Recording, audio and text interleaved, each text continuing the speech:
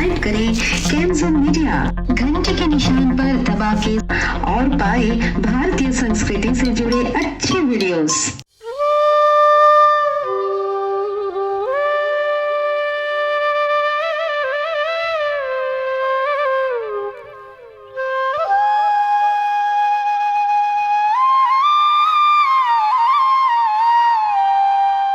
दर्द की मारी बन बन डोलो, दर्द की मारी बन बन डोलो, बैध मिला नहीं कोई, हेरी मैं तो प्रेम दीवानी, दर्द न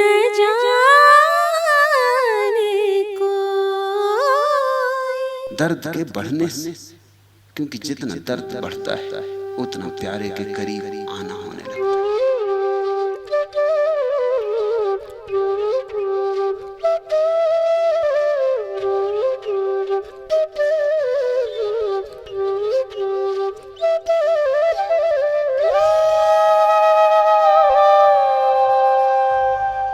दर्द के बढ़ने से, क्योंकि जितना दर्द बढ़ता है उतना प्यारे के करीब आना होने लगता है। उसके करीब आने के कारण ही दर्द बढ़ता है। भीतर तो दर्द होता है, दर्द बड़ी पीड़ा होती, गहन पीड़ा होती, आग की लपटें जलती होती, क्योंकि मौत रोज रोज करीब आती। लेकिन बाहर भक्त बड़ा मस्त होता। बाहर की दुनिया तो देखती उसकी मस्ती को, मीरा की मस्ती को सबने देखा, मीरा की पीड़ा को किसने देखा?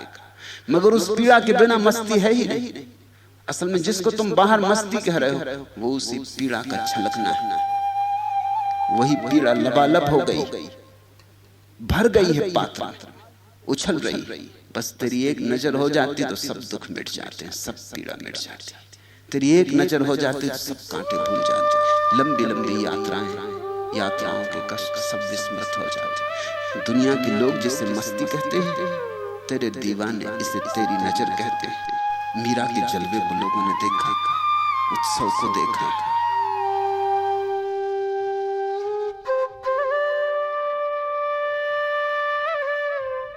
ये जो चमत्कार मीरा के जीवन में घटा, ये जो मदिरा बही,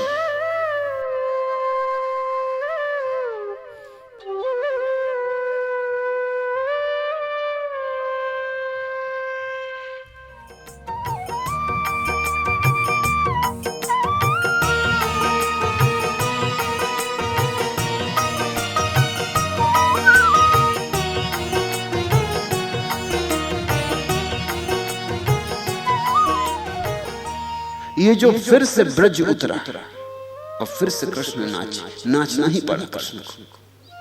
ये फिर से बांसुरी बजी। जिन्होंने भी मीरा के करीब बैठ के सुना है उन्होंने कृष्ण की बांसुरी फिर से सुनी। फिर मृदंग पर ताप पड़ी, फिर नृत्य, फिर जलवा हुआ, फिर उसकी ज्योति उतरी, उसके सौंदर्य की प्रतीति। भक्त को मंजिल की भी चिंता नहीं।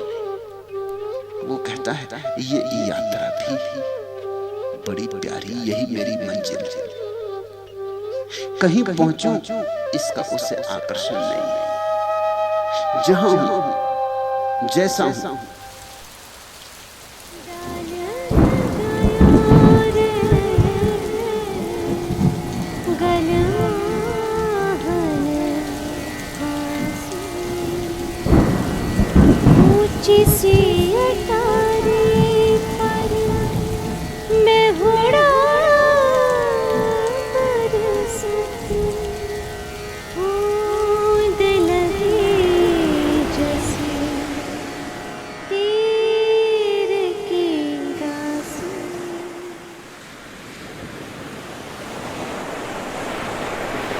ये भी कम नहीं है सौभाग्य, इतना भी बहुत है। तो घबराना मत, सौभाग्य समझना। जो भी हो इस मार्ग पर उसे सौभाग्य समझना, और तब तुम पाओगे जो भी हुआ सब सौभाग्य में परिणत हो गया है। यहाँ के सब कांटे फूल बन सकते हैं, यहाँ के कंकड़ पत्थर हीरे बन सकते हैं। सिर्फ दृष्टि की बात है। गलत व्याख्या कर ली तो कठिनाई में पड़ जाओ। लेकिन मीरा तो कहती है कि मेरे तो गिरधर गोपाल दूसरों न कोई। तो यह गिरधर गोपाल कौन? गिरधर गोपाल का गीता में कहीं भी उल्लेख है। कृष्ण पूर्ण अवतार है। कृष्ण के बहुत रूप हैं। कृष्ण उतने रूपों में प्रकट हुए हैं जितने रूप हो सकते हैं। गीता का कृष्ण तो सिर्फ एक ही रूप है कृष्ण का। कृष्ण उस में समाप्त नहीं है। वो कृष्ण की एक तरंग है। वो एक दृश्य है कृष्ण के जीवन का। उस दृश्य को पूरा कृष्ण मत समझ लेना, अन्यथा भूल हो जाओ। कृष्ण उससे बहुत ज्यादा है। इसलिए तो मीरा कहती है मेरे तो गिरधर गोपाल। ये गिरधर गोपाल कृष्ण का दूसरा रूप है, जिसने पर्वत को हाथ पर उठा लिया था। ये श्रीमद् भागवत के कृष्ण। ये कृष्ण है जिन्होंने मटकियों से माखन चुराया है। ये कृष्ण है जिन्होंने गोपियों की मटकियों पर कंकड़ मारकर मटकियां तोड़ी। ये कृष्ण है जिन्होंने रास रचाया यमुना के तट पर। ये कृष्ण है जो नाचे, जिनके हाथ में बांसुरी है, जिनके सिर पर मोर मुकुट, जो पीतांबर ओढ़े हुए। ये कृष्ण की सौंदर्य प्रतिमा, ये कृष्ण का श्रृंगार रूप, ये कृष्ण मनमोहन है। मैंने सिर्फ इतना कहा कि गीता के कृष्ण के प्रेम में मीरा नहीं तो गीता पर व्याख्या करती। कृष्ण को मीरा ने ऐसे देखा जैसे राधा ने देखा होगा, जिसे और सखियों ने देखा होगा।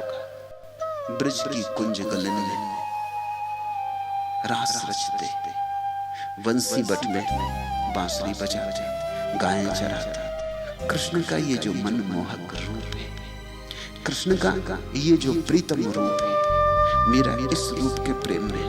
कृष्ण इतने विराट हैं कि तुम अपनी मनपसंद का कृष्ण चुन सकते हो।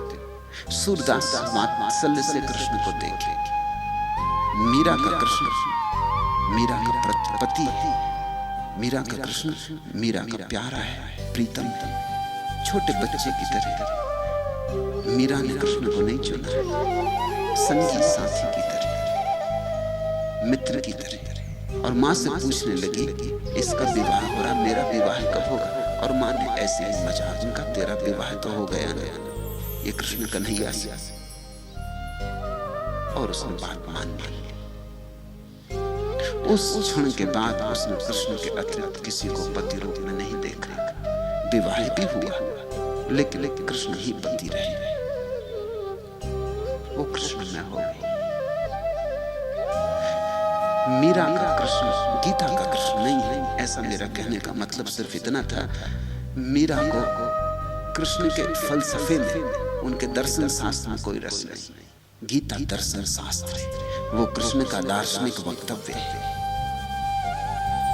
मीरा को कृष्ण की आंखों में रस, उनके शब्दों में नहीं। मीरा को कृष्ण के रूप में रस, उनके सिद्धांतों में नहीं।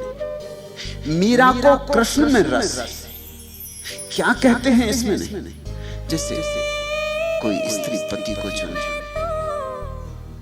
ऐसा मीरा ने कृष्ण को चुना। प्यारी कहानी। छोटी थी मीरा और घर में एक साधु ठहरा। उस साधु के पास कृष्ण की बड़ी प्यारी प्रतिमा थी, छोटी सी प्रतिमा, सांवरे सलोने कृष्ण की। मीरा छोटी थी। सुबह साधु ने पूजा के लिए प्रतिमा निकाली और मीरा मचल गई। वो प्रतिमा चाहती थी, साधु देने को राजी नहीं था। ये मैं नहीं दे सकता, ये मुझे बड़ी प्यारी मूर्ति है, इसके बिना मैं नहीं रह सकता। साधु अपनी मूर्ति लेके चला गया। मैं रात सोया और कथा है कि कृष्ण उसे प्रकट हुए निद्रा में और कहा कि तूने ठीक नहीं किया, जिसकी मूर्ति थी उसे दे दे। उसने कहा मूर्ति मेरी है, उस लड़की की नहीं। कृष्ण ने कहा उसी की। तेरा संबंध मुझसे औपचारिक है, तू और मूर्ति उठा लेना, उससे भी चलेगा। उसका संबंध मुझसे बहुत गहरा है। ये मूर्ति उसी की, तू लौट के उसको दे आ, इसी वक्त जा और दे आ, तूने ठीक नहीं किया। और वहां मीरा थी कि दिन भर भूखी बैठी थी, वो उसने खाना नहीं लिया। उसने कहा मूर्ति मिलेगी तो ही खाना लूंगी, नहीं तो अब मर जाओ। घर के लोग परेशान है, ये भी कोई जिद है, क्योंकि दूसरे की चीज है, वो दे न दे। फिर ऐसी वैसी चीज नहीं है, उसके आराध्य देव की प्रतिमा है, वो नहीं दे तो कुछ नाराजगी की बात नहीं है, बिल्कुल स्वाभाविक है। लेकिन दूसरे दिन सुबह होते होते वो साधु भागा हुआ आया। उसने कहा मुझे क्षमा करो। मीरा के पैरों में गिर पड़ा और कहा संभालो अपने कृष्ण को, वो तुम्हारे। फिर तो मीरा 24 घंटे उस मूर्ति को अपनी छाती से लगाए घूमती रही। मीरा को कृष्ण ने क्या कहा है इसमें उत्सुकता ही नहीं। कृष्ण की दर्शन प्रणाली, कृष्ण का सिद्धांत शास्त्र, कृष्ण के वक्तव्य मीरा के लिए गौण विचार के विषय नहीं। कृष्ण सीधे सीधे, मीरा फिर भी उनके गीत गाती, मीरा फिर भी गुनगुनाती। मीरा का रस कृष्ण के व्यक्तित्व में सीधा सीधा। कृष्ण क्या कहते हैं कहने दो जो कहते हैं।